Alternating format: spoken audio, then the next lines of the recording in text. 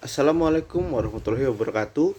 Perkenalkan, saya Muhammad Sani Rosafi Amanullah dari Fakultas Kedokteran Universitas Mataram dengan nomor induk H1A021123.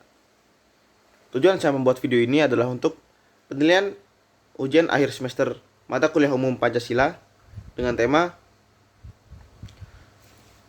Pancasila sebagai dasar filsafat negara dan pandangan filosofis bangsa. Lalu selanjutnya yang akan saya bahas adalah bentuk dan susunan Pancasila. Bentuk Pancasila itu merupakan satu kesatuan yang utuh, dan setiap unsur pembentuk Pancasila merupakan unsur mutlak yang membentuk kesatuan, bukan suatu yang komplementer. Dan Pancasila merupakan satu kesatuan yang mutlak, tidak dapat ditambah dan juga dikurangi. Lalu susunan Pancasila. Susunan sila-sila Pancasila merupakan suatu kesatuan yang organis, satu sama lain yang membentuk suatu sistem yang diistilahkan dengan majemuk tunggal. Majemuk tunggal artinya terdiri dari 5 sila, tetapi merupakan satu kesatuan yang berdiri secara utuh. Selanjutnya, bentuk dan susunan Pancasila adalah hierarkis piramidal. Hierarkis berarti tingkat, sedangkan piramidal dipergunakan untuk menggambarkan hubungan bertingkat dari sila-sila Pancasila tersebut. Lalu, Pancasila berasal dari bahasa Sanskerta India di kasta Brahmana yang memiliki dua makna leksikal. Yang pertama adalah panca yang artinya 5. Lalu ada sila dengan vokal i pendek yang artinya batu atau sendi atau alas atau dasar. Dan sila vokal i panjang yang artinya peraturan tingkah laku yang baik atau penting. Kata-kata tersebut kemudian dalam bahasa Indonesia, terutama bahasa Jawa, diartikan dengan istilah susila yang memiliki hubungan dengan moralitas. Oleh karena itu, etimologi Pancasila yang dimaksud adalah istilah panca dan sila dengan vokal i yang memiliki makna leksikal berbatu sendi 5, atau secara harfiah dasar yang memiliki 5 unsur. Adapun istilah Pancasila dengan huruf Dewanagari I bermakna 5 aturan tingkah laku yang penting.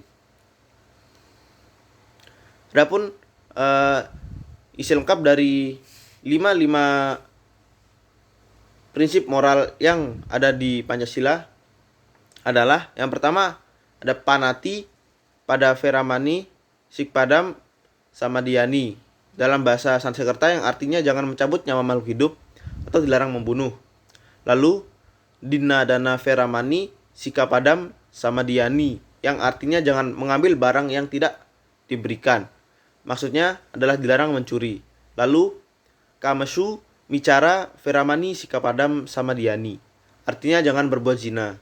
Lalu ada musawada veramani sikapadam samadiyani ya artinya jangan berkata bohong atau dilarang berdusta. Lalu ada suram raya masja pamada tikana veramani artinya janganlah berminum minuman yang memabukkan. Nilai-nilai Pancasila secara intrinsik bersifat filosofis, dan di dalam kehidupan masyarakat Indonesia, nilai Pancasila secara praktis merupakan filsafat hidup atau pandangan hidup. Nilai dan fungsi filsafat Pancasila itu telah ada sebelum Indonesia merdeka. Hal ini dibuktikan dalam sejarah Majapahit, yang pada waktu itu Hindu dan Buddha hidup berdampingan dengan damai dalam satu kerajaan yaitu Majapahit.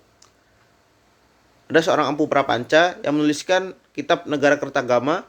Dalam kitab tersebut yang telah terdapat istilah Pancasila, dan Empu Tantular yang mengarang buku Sutasoma yang di dalamnya memuat sloka yang berbunyi Bhinneka Tunggal Ika Tanhana Dharma Mangrua yang artinya walaupun berbeda namun satu jua adanya.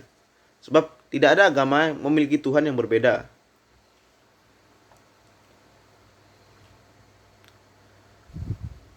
Oleh karena itu, manusia adalah makhluk yang berpikir.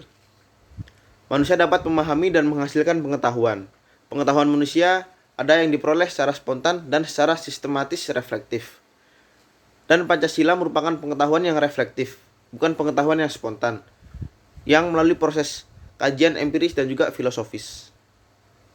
Ada syarat-syarat tertentu yang harus dipenuhi sehingga pengetahuan itu dapat dikatakan sebagai suatu ilmu. yaitu berobjek, bermetode, bersistem, dan bersifat umum atau universal.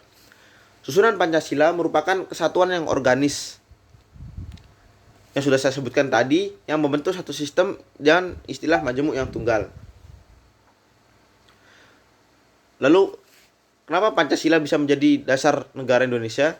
Karena filsafat negara Republik Indonesia yang secara resmi yang disahkan pada sidang PPKI pada tanggal 18 Agustus 1945 dan tercantum dalam undang-undangnya atau dalam pembukaan Undang-Undang 45